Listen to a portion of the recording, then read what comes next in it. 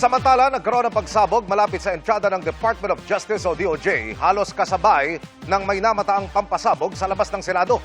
Duda po si Presidential son, Congressman Sandro Marcos, sa timing nito ngayong araw ng State of the Nation Address.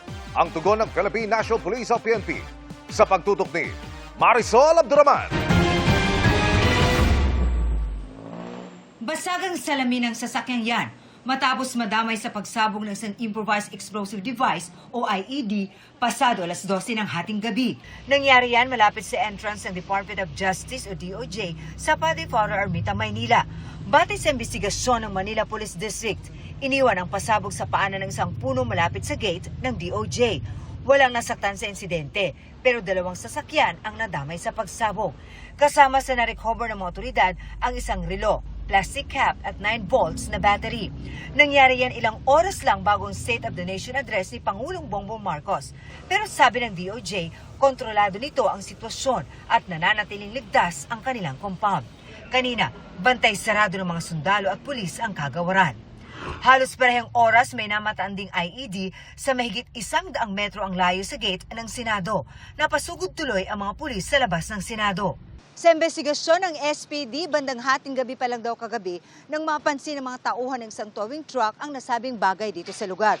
Pero alas 8 na raw ng umaga nang i-report nila ito sa mga pulis na maghinalang posible nga itong isang IED. Nasa ilalim ito ng truck na na-discover nila. Siguro may basic knowledge doon kasi may battery, may component pa, powdery component, saka yung wire. At saka may relo o clock. Agad rumisponde ang Explosive Ordnance Disposal o EOD K9 Unit ng Pasay City Police at Southern Police District o SPD. Kumpirmadong IED o pasabog ang namataan. Hindi ko pa nakuha yung result kung anong klase ito. Basta ang may nakuha doon is isang 9-volt battery, no? Tsaka yun nga, yung container na may powdery doon na substance, then may clock.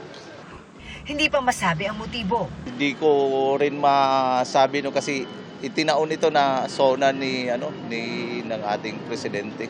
Wala kung mag-aano sila ng gulo or something mabaling dito yung attention. Pwedeng gano'n na manggulo o manakot. Bumuna ng Special Investigation Task Group para matukoy ang nasa likod nito at motibo sa krimen. Aalamin din kung may kaugnayan ito sa IED na sumabog kaninang hating gabi sa labas ng DOJ. Nagsasagawa na ng backtracking ang mga otoridad para matukoy ang mga suspect. A big possibility or probability is magkaugnay yung dalawa. This is threat.